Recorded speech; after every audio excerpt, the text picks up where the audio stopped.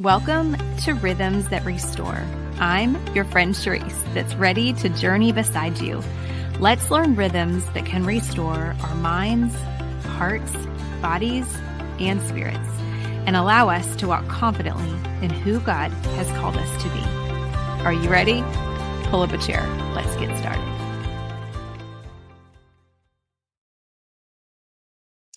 Hey everyone, welcome to this special edition Friday bonus that I am so thrilled and so humbled and honored that we are getting to have time to really talk about something that is so special and huge that's happening here in our city. And we get to learn from the best and learn from this incredible woman who is leading the charge here in the 901. So grateful to have my friend, Rachel Haga, who is the founder and executive director for RestoreCore here in Memphis. And she's going to be telling us about something big that's happening in our community, but truly what's happening every day through their organization. And I had asked Rachel was here at the house, we were having coffee and chatting. And I said, Rachel, I would love to have you share more about what you guys are doing and how we can get involved. And because of the nature of our Rhythms That Restore podcast community and what we've all been journeying together, we've been talking about, really how do we walk in the ways that Jesus walked? And we've been talking about seeking Jesus through his word, through gathering with his people, through being in community with others. And so on this Friday bonus, we're going to be talking about how we really can be the community that we so desperately desire. Like, how can we really be the hands and feet? And so I asked Rachel to be our guest today and to share her heart, her passion, her vision with what they're doing here at RestoreCore. So let me tell you, well, first, Rachel, thank you and welcome. Thank you. Thank you for having me. That was quite a buildup. I think that everybody will understand how incredible it is that you're here. So, and Rachel is such a busy woman. And so this is a true joy that she is here. If you're watching us on YouTube, you can watch, or you guys, of course, are listening on wherever you listen to your podcast. So let me tell you a little bit about Rachel, and then we're going to dive into what is going on in our community and how we can get involved. So let's see. Rachel, where did it just go? I've got so excited, you guys. I have all these cool things about Rachel that are on thing. And here, let me just pull it up. All right. So let me tell you guys. Here we go. So Rachel began working with the human trafficking survivors while living in Cambodia. Upon return to Memphis, she joined with others to create an effective response to survivors locally. RestoreCore was birthed out of that team, and Rachel currently serves as the CEO. Initially, Rachel and the team launched the community aftercare restoration endeavor, CARE, creating a network of partnerships to provide collaborative care for survivors. Over the years, RestoreCore Victim Service Response has grown and shifted through survivor and stakeholder feedback, and now offers residential services and community services to survivors. RestoreCore is the regional point of contact for emergent human trafficking victim intervention in West Tennessee. Rachel sits on the governor-appointed Tennessee Human Trafficking Advisory Council, the Department of Health and Human Services Region 4 Working Group, and the National Compendium. Thank you. Managed by Colorado Human Trafficking Council. Rachel is a 2014 honoree for the Memphis Business Journal's Top 40 Under 40, a 2018 Woman of Achievement for Determination. Yes, I can see that. For her work as an abolitionist in our community. 2020, We Believe in Memphis Founders Circle Award, and an honoree in Memphis City Council inaugural Juneteenth resolution in 2021. Rachel, phenomenal, my friend. I mean, I know as a friend, as a woman, as a wife, and as a mom, you already are an incredible friend. But just to read the work that you have done with what is in your hand, Rachel, is phenomenal. And what you continue to do with what God's given you, the gifts and the talents that are right there inside you. Thank you for your obedience, and thank you for your courage and bravery. Yeah, thank you. I'm just really humbled that I get to be a part of it. I think one thing that I regularly remember, and even this morning with our team, with our team meeting, our monthly team meeting, just saying, like, just reflecting on the fact that what any of us gets to do on any given day is bring the kingdom of heaven here on earth in our different ways. And obviously, in the kingdom of heaven, there's safety, there's voice, there's choice, there's being seen, there's being celebrated, and I'm just thankful that this is one way that I get to live that out on the everyday. Mm-hmm. Absolutely. Absolutely. There's so much that we can talk about. Let's start with number one, having everyone save the date, because that was why Rachel and I got excited to be able to be here with our podcast community, because we want to invite you guys out. So flip your calendars. If you guys haven't done that, flip your calendar to Saturday, November the 9th, and save the date just in the morning. I love that it starts at 9:01 on November 9th. Absolutely. Yes. And so, Rachel, tell us more about what's the big thing going on November 9th at 9:01 in the morning. Yeah. So this is our third annual free 901 5K, 10K, and kids fun run. Each year has looked a little bit different, and each year I think keeps getting better and better. This year's race will be a start to finish right at the corner of Beale and 3rd Street. And right in front of Silky's. After the race is over, Silky's is going to be hosting all the race participants and spirit runners and volunteers afterwards for kind of a brunch and just fun party. We'll have a DJ, we'll have a kids corner with face painting and other fun activities. A marching band is going to kick it off, which I think is one of the many ways that makes our 5K extraordinarily different than a 5K that you could choose throughout the fall. I don't know of any other 5K that kicks it off with a whole marching band. And so the idea of course, for any nonprofit is to fundraise. So we can't stay away from that idea, is that we are the event is to fundraise. But what it has been neat year over year is, honestly, there's a greater deliverable that comes out of it of just community engagement and awareness, which really is part of our bread and butter of who we are as an organization, to regularly find ways to shine a light on human trafficking happening in our community. But while we do that work to kind of define in greater, in ever widening circles about what human trafficking looks like, its prevalence in the community, it can be so disheartening and hard to hear. There's just this unbelievable energy that God has been gracious to gift our team to really exude the joy that it is to be alongside one another, to bring hope where there may not be. And meaning there is hope, there is life, there is light, there's life after the life is one of the phrases that we say here on our team, that being in human trafficking and the world of prostitution, sexual exploitation, it's called the life. Like, that's what survivors and people in the industry refer to it as. And yet here in our team, our drumbeat is that there is life after the life, though. And I think sometimes that's hard to see maybe from those of us on the outside, not knowing what in the world got someone there to begin with, and how in the world could somebody have something out on the other side. It's hard to see when you're in the brokenness. And yet this free 901 race is this one morning on November 9th, where the energy, the joy, the camaraderie,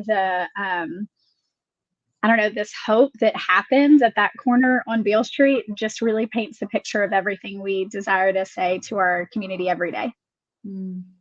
That's going to be so exciting. And I love how you guys have made it so unique, and even just sharing a little bit gives us a glimpse in that. But I want to go back even more. Like, Rachel, tell us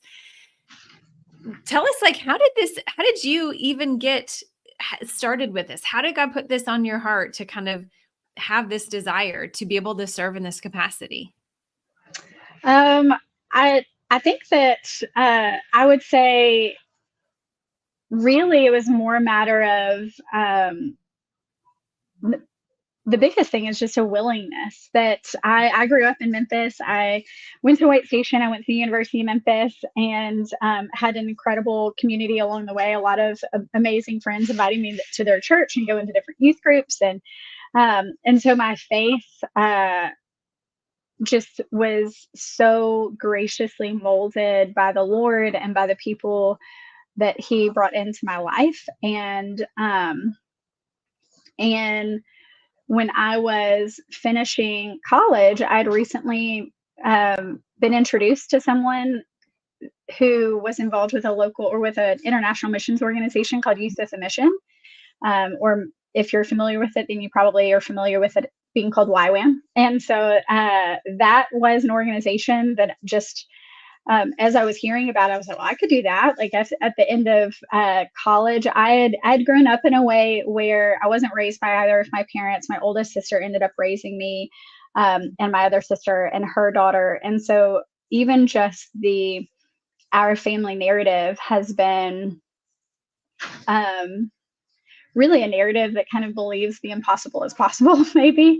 I mean, she was 18 years old when she was raising the three of us. And the Lord was just always gracious to bring other people into our lives for support, expanding our church community and expanding on even just the families that we babysat for just had an extreme affection and support to each of us individually and collectively to just look out for us. And so by the time I was graduating college, I think the idea of kind of living differently than maybe the normal narrative of going from a college education straight into a job seems more possible, maybe through one of my experience of growing up with a lot of impossible being possible, but also maybe just the youth, the naivete that comes with being a 20-something-year-old person in the world that says like, well, why not? Like there's no reason not to live a little differently for a while. And so with that organization, I ended up serving with them for about 5.5 years. And as you mentioned, the majority of that time, over half of that time was in Cambodia. And when I was in Cambodia, I was actually there to help pioneer bilingual inductive Bible study school, where just really deepening inductive biblical training and knowledge to in that region of the world that Cambodia and the countries around it. There's a number. Cambodia is Cambodia and Thailand are the two open countries in that region. I mean, you're surrounded by Laos and Myanmar and China and Vietnam, and those other countries are what's called closed in missionary world. And so when you get the opportunity to teach really deep biblical knowledge in that place, you can truly change a country, change a region. And that was the other thing, especially with Cambodia as well, that because of the genocide that existed in its recent past, it could go from a Buddhist nation to a Christian nation in one generation. And that was still continues to be the drumbeat of the YWAMers in that region. This idea that there is one of kind of turning ashes into beauty, of like that even though the genocide existed, the people that are there now, they have a strength and a hope and a determination, and the whole country can be a change in one generation. And so through that, I just was on a team that got invited to work with girls at a rescue house, actually providing sports and leadership training, with the sport being soccer. I did not grow up playing soccer. I grew up playing softball, but both my sisters played soccer and softball. I don't know why I was a one sport gal when they were two sports gal. That still confuses me how that ended up. I just was, and soccer had not ever been my thing. And yet I found myself with this invitation, and it just kind of set with me. I went around to our other team members who were there and just asked, are you going to do it? Are you going to do it, to these other female staffers? And everybody said that they didn't feel like they were supposed to. And because I was mostly doing language study at the time, until we started that school, I went back to that other organization, the sports and leadership training organization called SALT Academy, and said, well, I actually don't know soccer at all, but if we could work on that part, I have availability.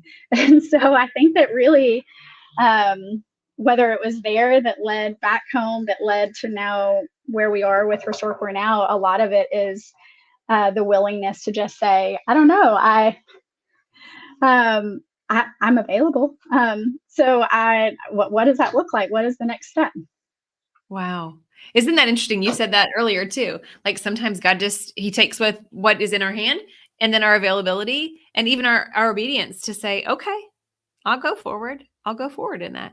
And that's Yeah, really it was, I honestly, with that in particular, it is the epitome of, I mean, I went to some of those other female staffers who didn't feel like they were supposed to do it. They'd played college soccer, like they'd played competitive soccer. And so I ended up having one of them coach me soccer in the morning. And then I would add soccer to what I needed to learn in my language studies, so I could learn how to now speak soccer, not just play soccer. oh my goodness. And which, of course, we're the only country in the world that uses soccer for that. So football is what we were trying to learn in the world. And then went and was able to introduce that to those to these youth, these young women who lived in this rescue house. At the same time, there was the one other female coach actually went on maternity leave, so I inherited her female team at a local orphanage. So I ended up having two teams pretty quickly, one at an orphanage, one at a rescue house. And then before I left, the FIFA challenged the country of Cambodia to create a women's national team, or they were going to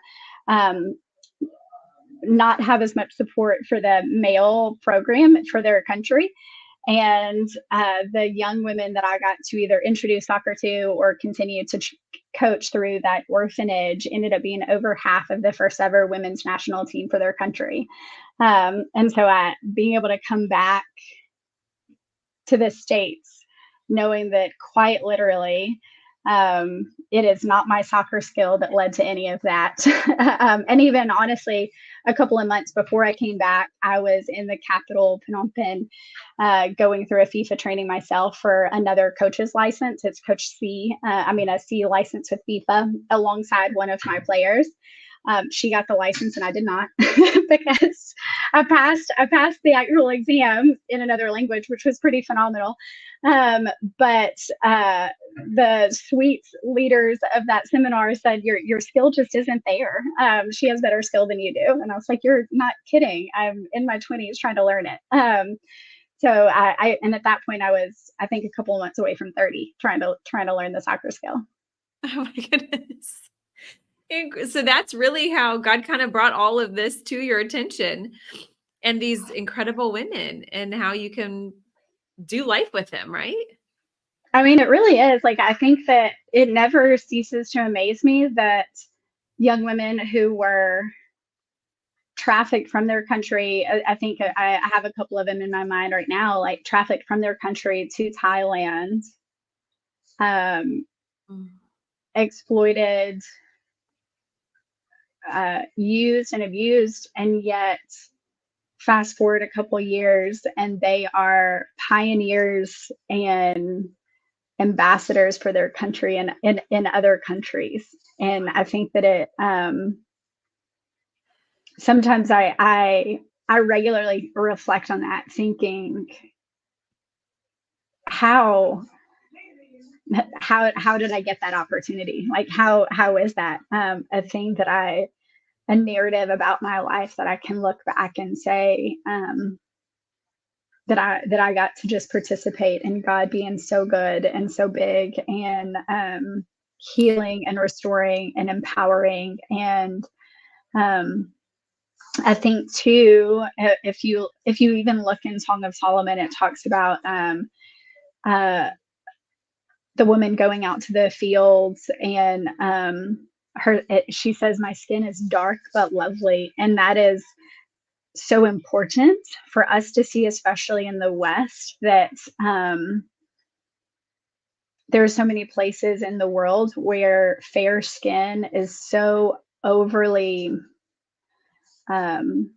fair and lighter skin is so overly valued that you can even see it in the Song of Solomon, that for her to say, my skin is dark, but it is lovely. And in this particular country, in Cambodia, one of the resistances that we had to face regularly, empowering these young women to be athletes, is that it was making their bodies socially different, like seen socially different, because their skin was getting darker as they were at on the soccer pitch, and their bodies themselves were getting stronger. We would do strength training. We would be pushing endurance, and in their country, looking like you're strong, looking like your skin is darker is absolutely less valued, because it says in the cultural context that you work the fields, that you're not somebody of a higher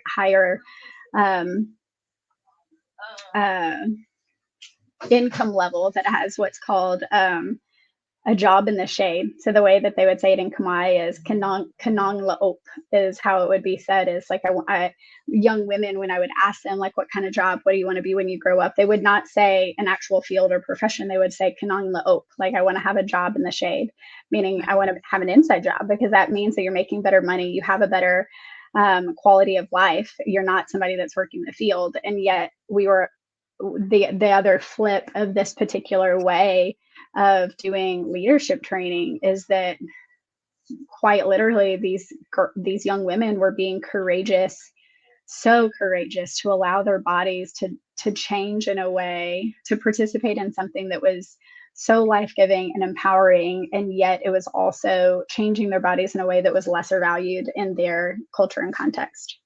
Yeah. But isn't that's always what God is revealing to us in his truth, is that we don't have to look like the world. Like, that we're called to not look like everyone else, that we are called to reflect his image. And that's so cool that you got to speak that into them and get to be a part of that. Like you said, like, sometimes it is so humbling to be like, how did I even get to partner, Lord, with what you're doing? Like, this is incredible. So you're in Cambodia. How did you make it back to the States and able to kind of continue doing the same work, but bring it here locally? Yeah, I think honestly, I already mentioned that I wasn't raised by either of my parents. And when I was home for a break in 2009, my dad said that he wanted to get to know me. And so that's why I came back. Okay. Because he said we were standing in his church parking lot, because even though we weren't close, I was a missionary. And so he had asked me to come and speak to his Sunday school. And standing in the church parking lot, he just said, I am so impressed by you. I think that you're amazing, but I have no idea how you turned out this way, and I'd like to get to know you. So so I went back, and I was already committed through I think that was July-ish of 2009, and I was still my commitment at the time was at a minimum through August 2010. I think I stayed until October 2010, because I was just trying to extend it, as well as other people had like furloughs and leaves of absence already planned. And so right before I left, I was actually, I think, holding the largest key ring of keys for all of everybody's houses that they were home on furlough before I ended up moving back to the States. So I think that it was the end of October 2010 when I came back. But it was really about coming back. What I told my leadership there is it felt like one of those things that sometimes I feel like we will, quote unquote, pray about things that are maybe already answered, and it doesn't really require praying. And so in this particular case, I just really felt like I was returning kind of with the, I love that country so much, and I had a such a growing appreciation for how in scripture, and I didn't even know it at the time, really. Like the real understanding came when I moved back to the States, but your feet being dirty at the end of the day, like when all the way through, like especially the Gospels, you see over and over, it's talking about washing your feet, like that Jesus models washing feet. His feet were washed, and that was just a regular tradition in that culture. That you would come to somebody's door and take off your feet at the doorstep, and you would wash your feet before you kind of walk in somebody's house, because your feet are dusty, they're dirty. And they are, you better understand when you actually are out of our North American culture in context why that matters. And so I enjoyed being in a place. I still enjoy being in a place where I'm the extreme nationalism and passion around the English language being what it is, being overly exalted, or American nationalism being overly exalted.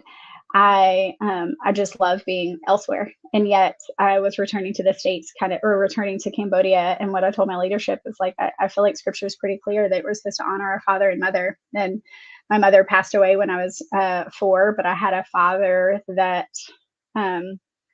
was making an attempt. And so I thought that that God is big enough to give me other opportunities to participate in his kingdom work, obviously, wherever I am in the world. And so to honor my father was the right thing to do. Absolutely.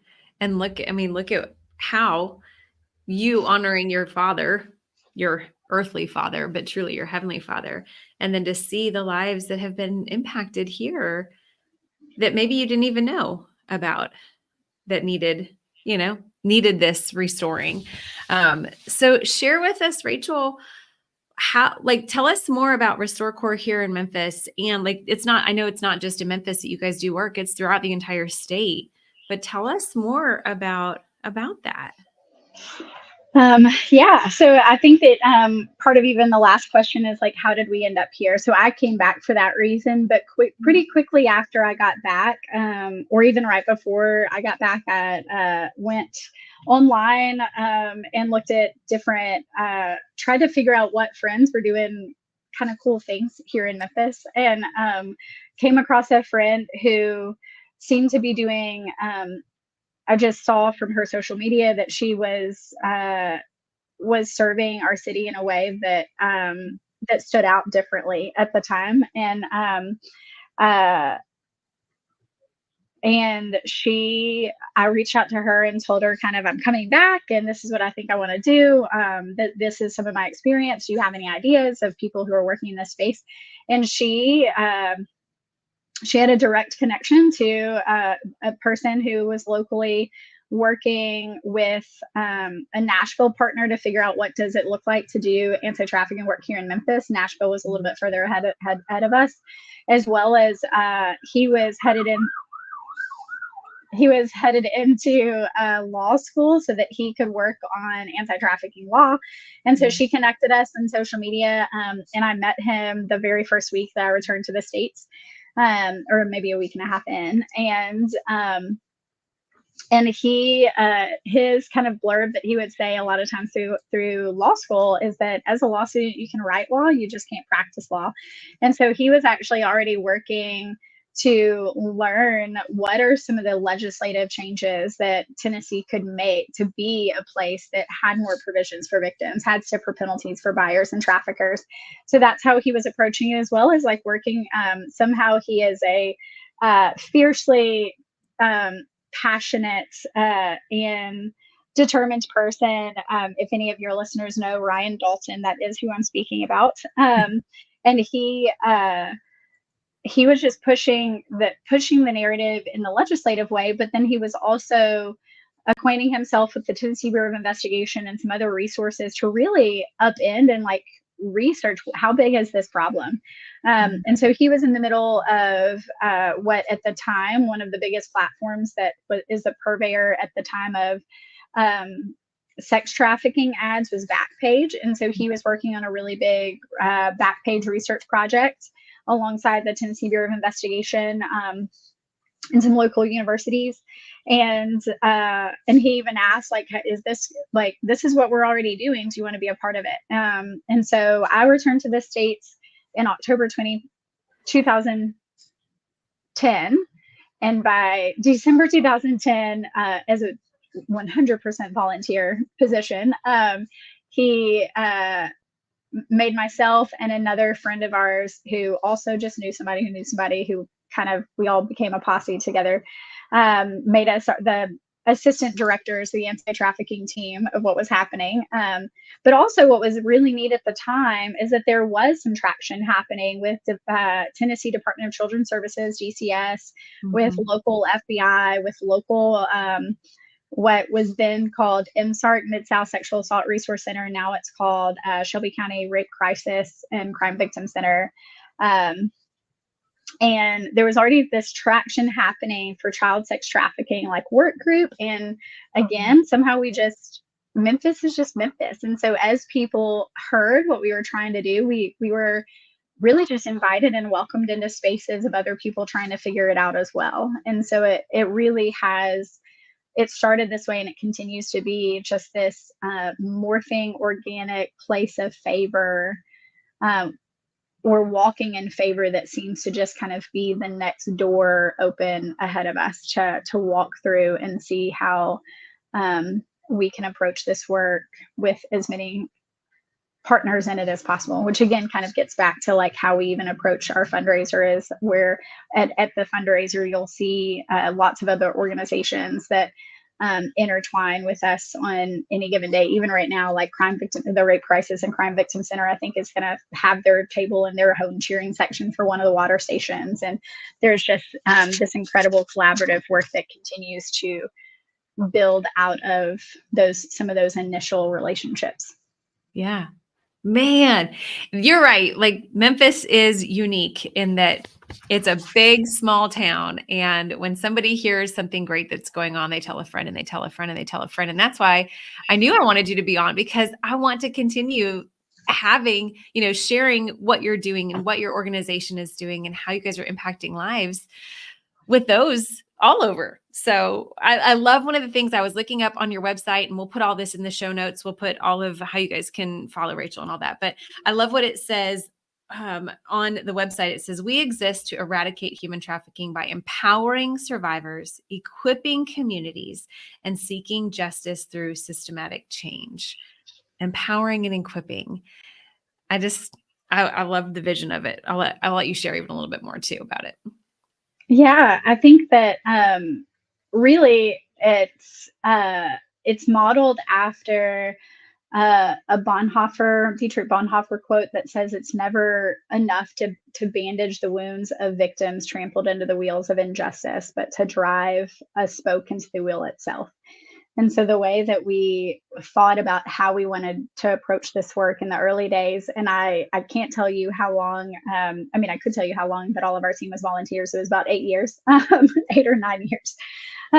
But because there was such a resistance to thinking that human trafficking existed in our community to the extent that it does, or what opportunities there are for change. But also, the way that we wanted to approach it from the very beginning, there was, and maybe to some extent continues to be, naysayers. Sometimes I even wonder for myself, like, are we doing too much? But we've always desired to approach the work of what's in a social work world called like macro, micro, and meso. And I kind of did it like the big picture, the itty bitty picture, and the in between, which is that language of how to identify, like, what is the big picture, the big scope, that system change that could exist in a community, or the opportunities for system change as a state. You mentioned, like, we work statewide. We actually don't do victim services statewide, but we do work collaboratively with partners on the system change aspect, because we do desire to create holistic state system change. And the fact that we do work regionally, that in and of itself is a system change, that we are the designated point of contact for victim services, for first responders, for think law enforcement, think DCS, for the 21 counties of West Tennessee. So we are in memorandums of understanding with the Tennessee Bureau of Investigation, with the Department of Children's Services, that when their staff is working those kinds of human trafficking cases for the 21 counties of West Tennessee, they're supposed to call our team. The rub of that is that our team needs to have capacity to be able to respond 24 hours a day, 365 to 21 counties. We do have open positions in case anyone's curious about that, and anyone's interested and passionate about this work or know somebody that is. We have a number of open positions, and we're now a paid team, if that's helpful information. But we were, for many of those years, the resistance was to approach the work this way, where we're doing survivor empowerment, but we're also doing trainings, but we're also doing system change. Had a lot of pushback and feedback that that's too much. And I think that honestly, if I were to really reflect on it, that might be, being able to approach it that way might be the only way that I'm still in this work, if I have to be honest, because I know that today, no matter what kind of victim we get referred today, or what kind of victim or survivor, a person might call themselves a trailblazer or an ambassador, whatever label, like a person coming out of the life or still in the life would call of themselves. What they present with might be the most complex case we've ever seen still, even though we've been doing this for nearly 10 years. I mean, nearly 15 years. But each individual is different with their different stories, different complexities, different narratives, different hopes and dreams, different individuality. Like obviously every single one of us, we are the only one of that person, that creation that God has ever made in the world. And so how to come alongside that person and in a way that really kind of shines a light on the path that the Lord already has in front of their feet, or that they might desire for themselves, really has to be highly individualized. And yet we can't get those referrals, and we can't have the community resources to bring into it unless we do the training and the equipping in the communities to better understand what does human trafficking look like, what are the resources that all of us might not even realize that we have that can make an impact. And then how do we also do it in a way that we're changing the systems, like working with our General Assembly to change laws, that when somebody exits trafficking and they're finally able to say, I'm 24 and I've been trafficked since 14, and I have all of these prostitution charges, or I have drug charges, or I have gun charges because of this exploitation, because I was compelled to participate in these activities. Then how do we have the legislation already at play that we can work with the survivor and other legal entities to expunge that record, recognizing that it is such a regular part of this exploitation for what's called the victim offender intersect. And so for us to be able to approach it with all three of those pieces, hopefully at times working in tandem, at times like one is going to be above in front of the other, like maybe the victim services is already the victim services, I feel like, is always going to be further along in some ways than the actual legislation that we have that gives the correct supports. But then where are the places where we can look at our national partners and see the legislation that they've already passed, to where maybe we can kind of shift it a little bit and have some legislation that's actually ahead of the victim need already, that exists in any of our caseloads. And so that's not only how we approach it in terms of like the micro, meso, macro lenses of the like big picture, the individual picture, but then also that in between community picture. But then also I think oftentimes for those of us that are in the work, our staff, our volunteers, our donors, our community sponsors, our corporate sponsors, and especially the survivors that we serve, that when people are empowered, when people are equipped, each one of us at all times change through those things. And so it's actually also a picture of the very individual thing that's possible when when we can work in a way that really binds hands with one another to hope for something different. And that even individually, when any of us are empowered and equipped, we just naturally change. Absolutely. Rachel, I'm soaking all of this in that you're teaching us, and I want to know more, and I know that they do too. So how can we continue to learn from you and what you guys are doing? How can we connect with you guys? I'll start with those two, and then I'll ask a third one after you answer that. So how can we learn more? Yeah, so I will say follow our Instagram, even if it's just the research that goes out sometimes, meaning just even an Instagram kind of it might tell you some updated research or just a reminder of some of the statistics that exist, kind of thing.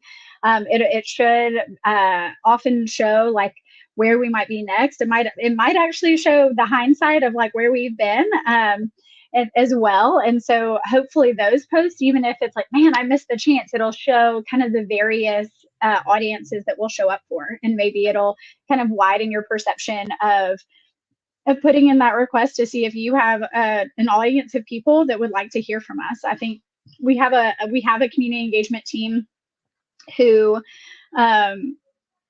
about shows up anywhere, everywhere. We do try to learn better boundaries of like staffing capacity, where there's been times recently where we're somehow scheduled at 3 different events on a Saturday. So just be wary that we're trying to streamline that. And so even if you put in a request and we say we can be there in January, it is totally with love and affection. And we're still all about your audience being educated. But we know that equipping the community is so much a part of how survivors are identified, how each of us know our opportunities for change.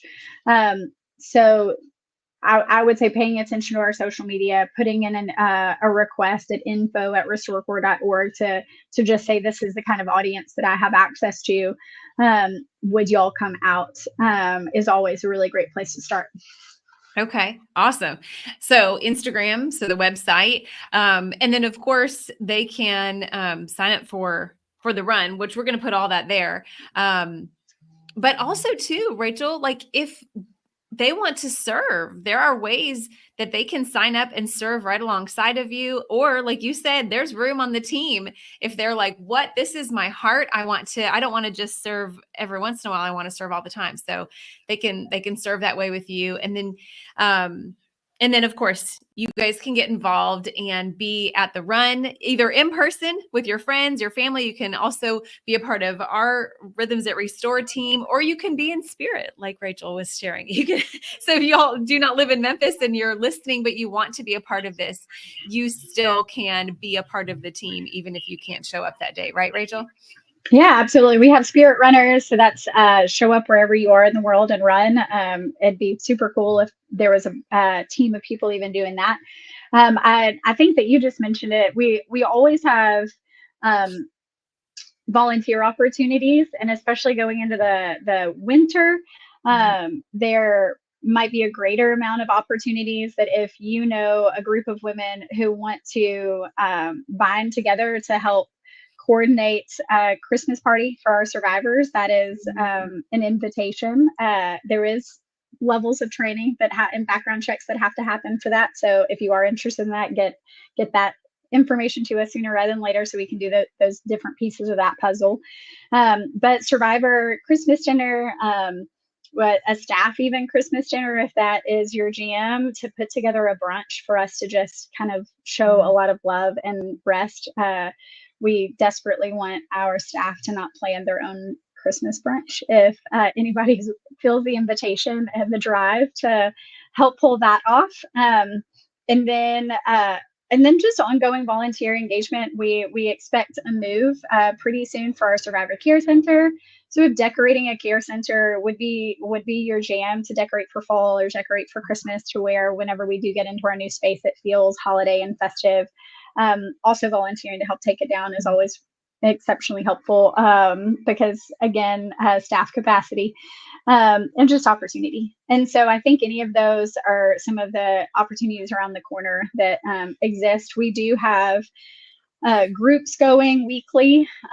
We have one group that goes monthly, and so there's different kind of volunteer opportunities for those groups as well.